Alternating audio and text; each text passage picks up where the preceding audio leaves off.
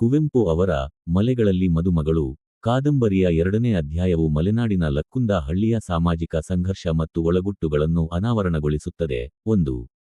ಸಾಮಾಜಿಕ ತಾರತಮ್ಯ ಮತ್ತು ಪ್ರತಿರೋಧ. ಲಕ್ಕುಂದದ ಮುಕ್ಕಾಲು ಪಾಲು ಜಮೀನು ಒಕ್ಕಲಿಗ ಹೆಗ್ಗಡೆಯವರದ್ದಾಗಿದ್ದರೆ, ಕಾಲು ಪಾಲು ಹಳೆಪೈಕದ ಸೇಸನಾಯ್ಕನ ಸ್ವಂತದ್ದಾಗಿರುತ್ತದೆ. ಕೆಳಜಾತಿಯವರು ಜಮೀನು ಹೊಂದುವುದು, ಮದುವೆ ದಿಬ್ಬಣದಲ್ಲಿ ಕುದುರೆ ಅಥವಾ ಪಲ್ಲಕ್ಕಿ ಏರುವುದು ಅನಾಚಾರ ಎಂದು ಮೇಲ್ಜಾತಿಯವರು ನಿರ್ಬಂಧಿಸಿರುತ್ತಾರೆ. ಸರಕಾರವು ಬಲಿಷ್ಠರ ಪರವಾಗಿಯೇ ಕಾನೂನು ಮಾಡಿರುತ್ತದೆ. ಇದನ್ನು ವಿರೋಧಿಸಿ ಸೇಸನಾಯ್ಕನು ತನ್ನ ಹಕ್ಕಿಗಾಗಿ ಹೋರಾಡಲು ತನ್ನ ಜಾತಿಯವರನ್ನು ಸಂಘಟಿಸುತ್ತಿರುತ್ತಾನೆ. 2. ಕಾಡಿಯ ರಹಸ್ಯ ಮತ್ತು ಪಂಚಾಯಿತಿ. ನೆರೆಮನೆಯ ವಿಧವೆ ಕಾಡಿ ಬಸುರಾದ ಸುದ್ದಿ ಹರಡಿದಾಗ ಜಾತಿಯಿಂದ ಹೊರಹಾಕುವ ಚರ್ಚೆ ಶುರುವಾಗುತ್ತದೆ. ಆದರೆ ಗೊಂದಲದಲ್ಲಿದ್ದ ಕಾಡಿ ತನ್ನ ಅಳಿಯ ಪುಟ್ಟ, ನೆರೆಮನೆಯ ರಂಗ ಮತ್ತು ಧರ್ಮಾತ್ಮನಂತೆ ನಟಿಸುತ್ತಿದ್ದ ಸೇಸನಾಯ್ಕ ಮೂವರ ಹೆಸರನ್ನು ಹೇಳುತ್ತಾಳೆ. ಕೊನೆಗೆ ಸೇಸನಾಯ್ಕನೇ ರಹಸ್ಯವಾಗಿ ಅವಳಿಗೆ ಮದ್ದು ಕೊಡಿಸಿ ಗರ್ಭಪಾತ ಮಾಡಿಸುತ್ತಾನೆ.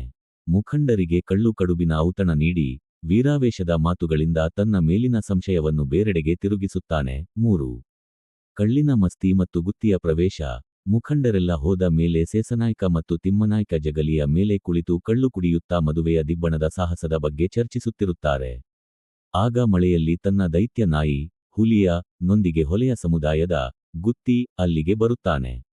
ಕಳ್ಳು ಮತ್ತು ಮಾಂಸದ ಅಡುಗೆಯ ಆಸೆಯಿಂದ ಬಂದ ಗುತ್ತಿ, ಒಲೆಯ ಬೆಂಕಿಯ ಬಳಿ ಬೆನ್ನು ಕಾಯಿಸಿಕೊಳ್ಳುತ್ತಾ ಕುಳಿತುಕೊಳ್ಳುತ್ತಾನೆ.